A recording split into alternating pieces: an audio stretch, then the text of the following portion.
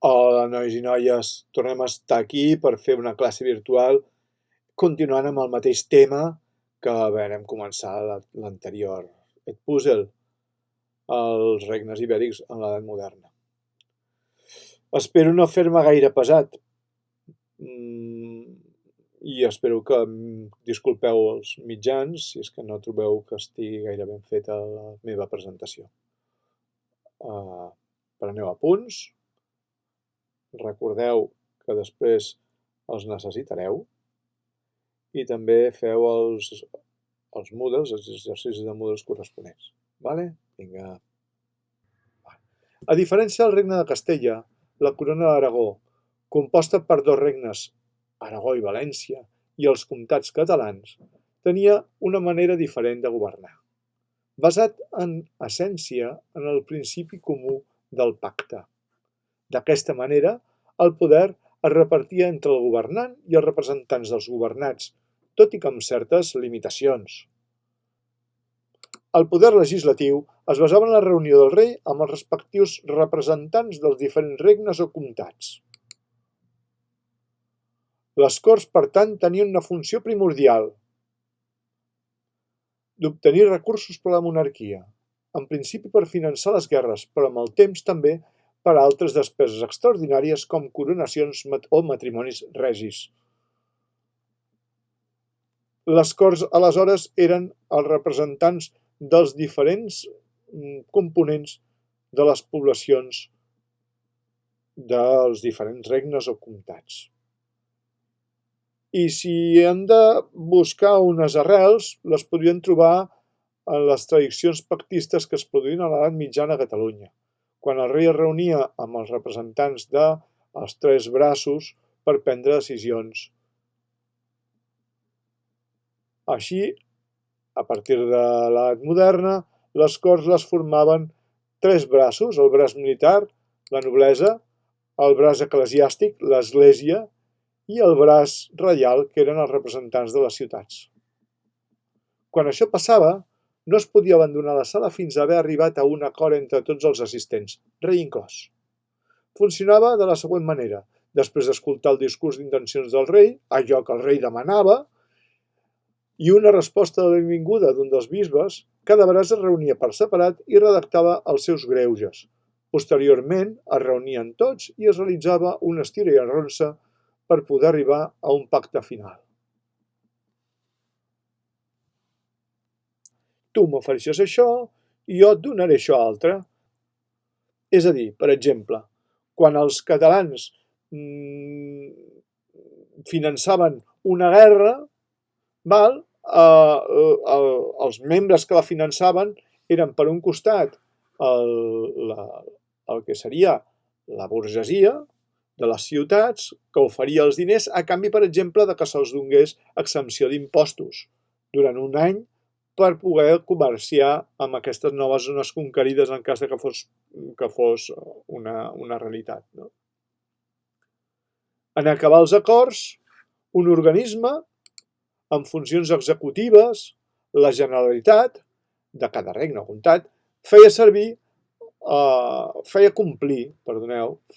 complir els acords arribats recaptant els impostos, entre d'altres funcions. La Generalitat venia a ser una comissió permanent de les Corts, en les quals s'integraven els representants dels tres braços. Aquest tipus de govern s'anomena monarquia pactista. La corona catalano-aragonesa havia tingut una forta presència a la Mediterrània, però a poc, després de la caiguda de Constantinoble, el 1453, aquest poder es va anar esvaint. Mentre que els turcs es van anar apoderant del control del Mare Nostrum, això va obligar els catalans a recular i a originar-se un declivi que va deixar el regne en un segon protagonisme en el marc europeu. I a poc aquest protagonisme es va anar convertint en un declivi. Seguint amb el matrimoni reial d'Isabel i Fernando, aquests van decidir enfrontar-se als seus enemics o evitant-ne en un futur, buscant aliances amb altres regnes europeus. A la corona catalano-aragonesa, per exemple, hi havia un conflicte obert amb el regne de França. La rivalitat era principalment per al domini o control de la península italiana i sobretot també per les influències sobre el papa. Així doncs van decidir que la millor manera per refermar el seu poder a Europa era casar el seu fill i filles amb els hereus i hereves d'altres regnes. Isabel, la gran, la van casar amb el rei Alfons de Portugal, però aquest va morir. Poc després la van casar amb el seu germà, Manuel I, i li va donar un fill primogènit, però en donar-li, la pobra Isabel va morir. El primogènit, a Juan, el van casar amb Margarida, filla de l'emperador d'Àustria i de Maria Borgonya.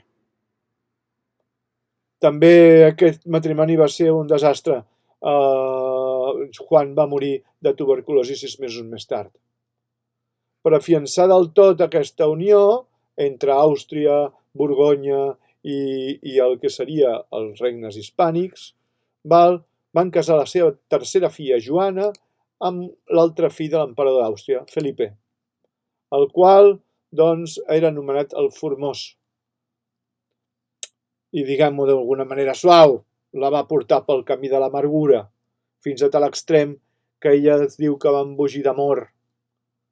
De cert, Felipe tenia amants constantment i això doncs, a la pobra Juana la tornava, la esquiciava.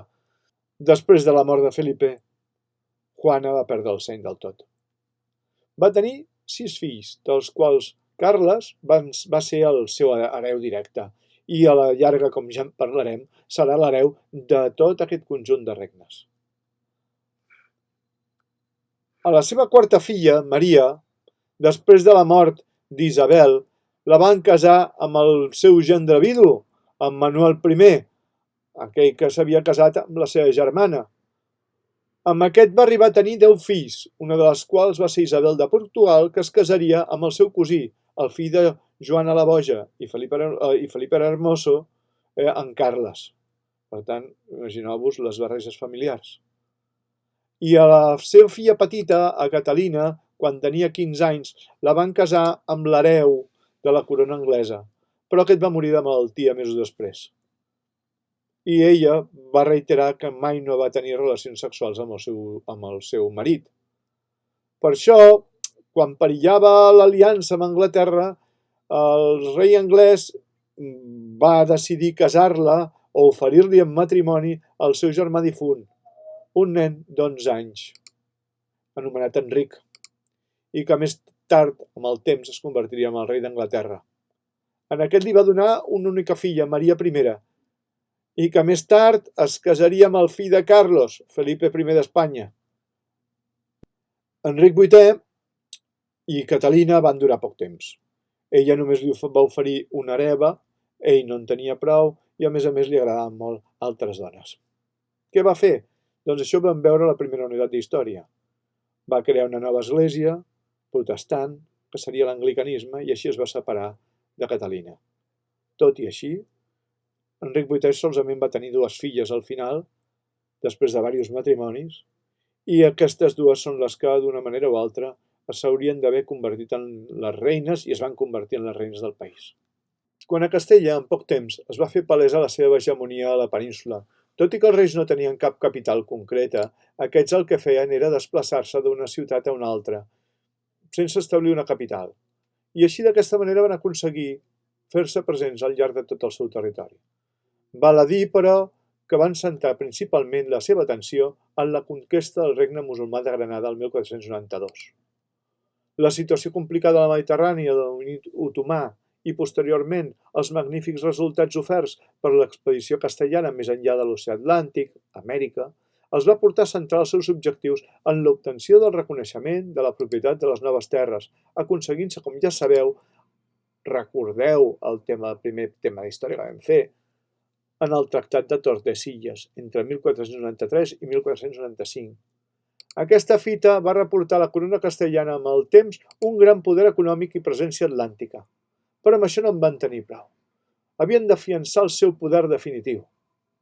Ja no només a les Canàries, que també ho van fer-ho, sinó també, d'una manera o altra, a tot el territori que acabaven de controlar. Val a dir que els recursos després de la guerra havia deixat les arques mig buides i, per tant, la mesura que van prendre posteriorment té d'un doble sentit. Aquesta mesura els va portar a obligar els musulmans de la península a convertir-se al cristianisme o a ser expulsats del regne i confiscats tots els seus béns.